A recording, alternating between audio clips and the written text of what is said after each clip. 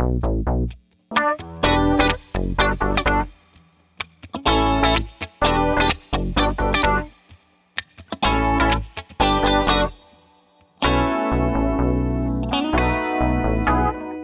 guitar players, there's almost a mythical quest to attempt to find a single amplifier that can seemingly cover all the ground of all of the classic instruments, whether that be the cleans of a vintage mid-60s Fender or some of the distortion and overdrive tones from a 60s and 70s Marshall. And although many amplifiers claim to do this in portable packages for everyday guitar players, most of them fall short. And today I'm here to talk to you about one such amplifier that completely delivers on the promise of having the ultimate clean channel, the ultimate overdrive channel. And this is validated not only by me telling you that it's a great amp, but it's been validated by the countless session musicians that have utilized this amplifier for decades.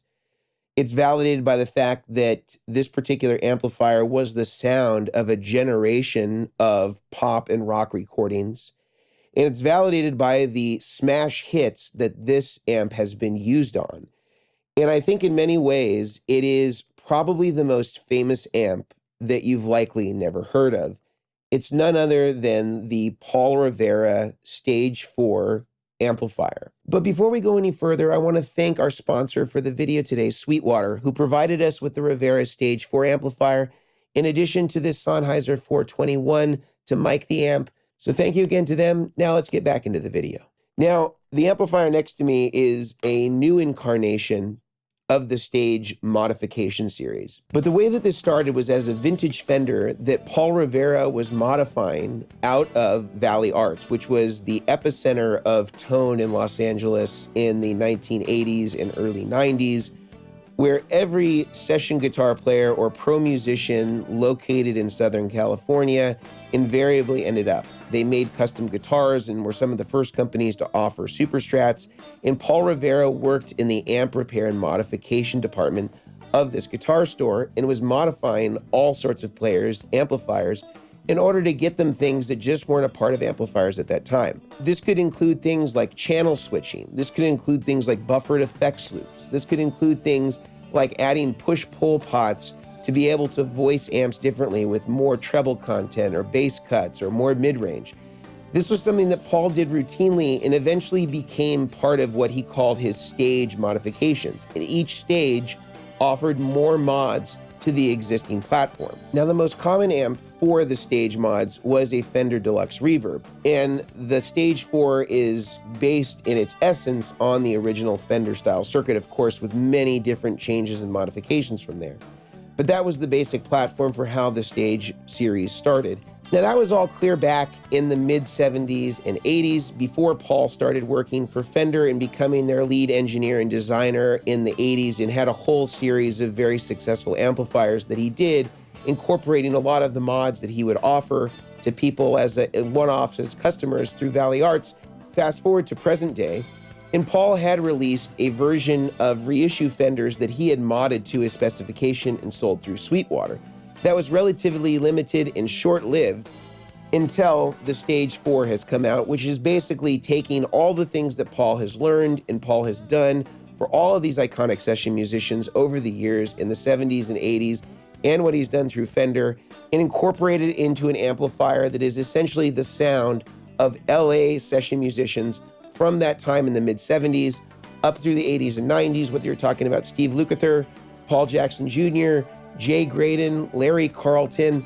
The list goes on and on and on of all the session musicians that used this amplifier and created smash hits by way of all the options and modifications that are available with this sound. So enough of me talking about it. Let's actually hear how this amplifier sounds in the context of some of those hit recordings and hit songs that you might have heard this amplifier on in context during the generation that this was the go-to amplifier for really every session musician throughout Los Angeles. What we're going to do is we're going to hear a combination of guitars through the amplifier in both the dirty channel and the clean channel. I'm going to be providing you settings of how we've set the amp as we go. We're going to be super judicious with pedals. As it relates to overdrive and distortion, everything is going to be coming from the amp. As it relates to reverb, everything is going to be coming from the amp. So let's start with our first song, Steely Dan's Peg, off the 1977 Asia album, and this was played by Jay Graydon. Now, I'm not sure if Jay at that time was using a 335 or a Les Paul. Now he seems to kind of be more into super strat style instruments, but he most certainly used his Rivera stage style modification amplifier. So we're going to set up the overdrive channel here on the Rivera. You can check out the settings below. I'm going to have those listed so you know exactly how to recreate this with your guitar in your stage 4 amplifier. And Tim's going to come in, play a little of it for us, and then we're going to recap and move on to the next song.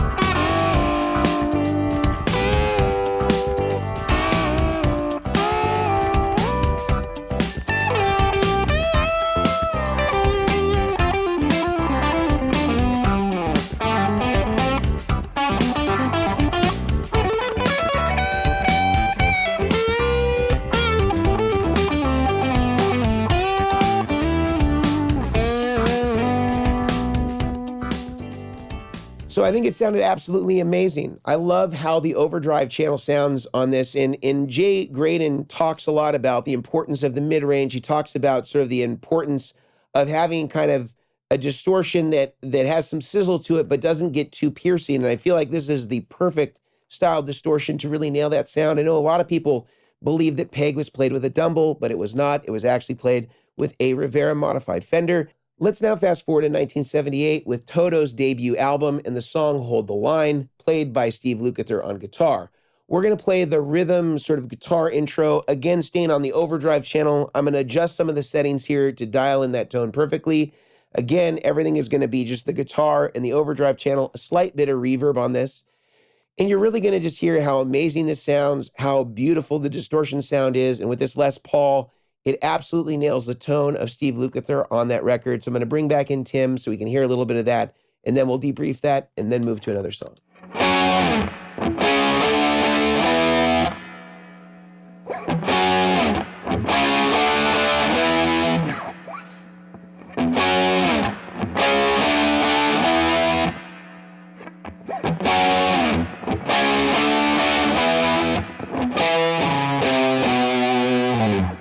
So absolutely sounded great. As you could hear, we doubled the guitar there just like it was on the original recording. Sounds really, really close. Absolutely beautiful. We kind of manipulated the track to loop it a little bit more so you would hear a little bit more of the guitar, but really, really love how this sounds and really does pay homage to that original sound. Really, really close. Sounds amazing. We're going to move now to 1982 in the song PYT, Pretty Young Thing, off of Michael Jackson's Thriller album.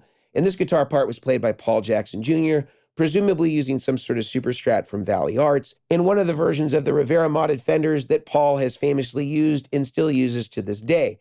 Now, there is a little compression here, and Paul originally used a Dynacomp, and I believe Paul was also using a Paul Rivera modded CE1. We're going to be using the Little Wave here for our chorus, and we're going to be using the RAF Mirage for the compression sound. And we're also going to be using the Tom Anderson Super Strat on this, and we're going to be using the single coil pickup selection so that we're able to hear a little bit more consistent tone to what we would have heard Paul using back on the Thriller album, and in particular, PYT. So let's have a listen to Tim playing that, and then we'll debrief it.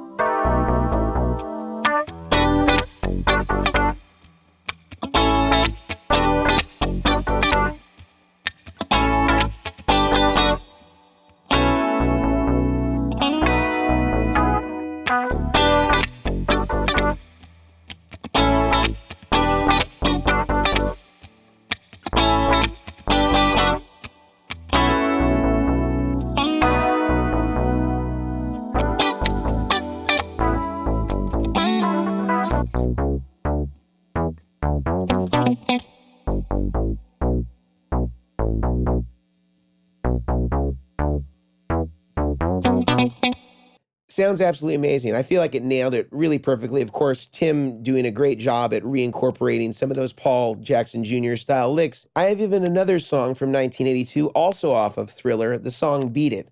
Now, it's a little confusing to determine which guitar player played on this because both Paul Jackson Jr. and Steve Lukather are credited for this song. So I'm not sure which part was played by who, but we're going to take two different sections of this song, just the rhythm part, not the Eddie Van Halen kind of shreddy solo part.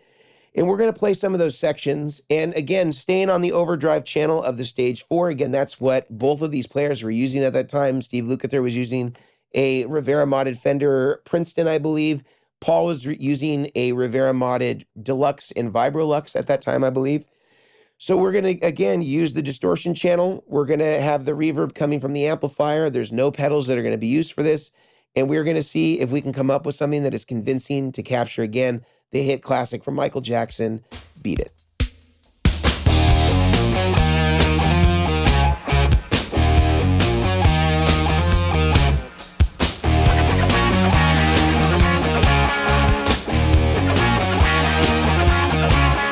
That sounded insanely good. I really loved just how close it sounded. Everything about it was absolutely brilliant. But there's one final song that I want to use to really prove how great this amplifier is, and that's fast forwarding to 1983 and the Lionel Richie album, Can't Slow Down, and the song is Running with the Night. Now, this was a solo that was arranged by Steve Lukather, presumably written by Steve Lukather. Sounds absolutely amazing.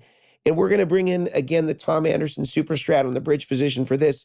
Again, using the overdrive channel from the Stage 4. Again, what Steve Lukather would have been using, a Fender that was modified by Paul Rivera to emulate this sort of sound.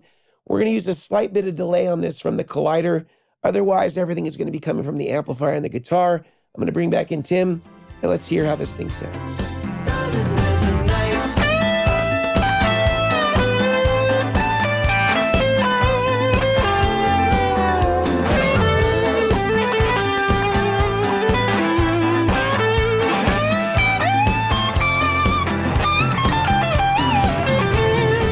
So again, killer playing by Tim. Absolutely amazing sounds on the Anderson. Really nailed the tone.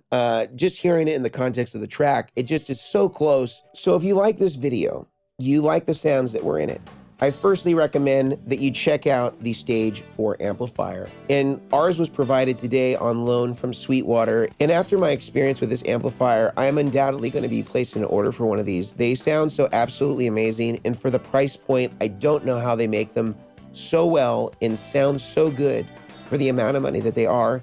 Absolutely unbelievable buy. And our friends over at Sweetwater are selling the Stage 4 amplifier by Paul Rivera. I highly recommend that you talk with them and their sales engineers so that you can get one for yourself. And again, if you like this video, I invite you to like, subscribe, hit the bell icon, and make sure that you are being notified every time we come out with new videos. And until next time, I'm Mason Marangella from Vertex Effects, aka The Rig Doctor. We'll see you later.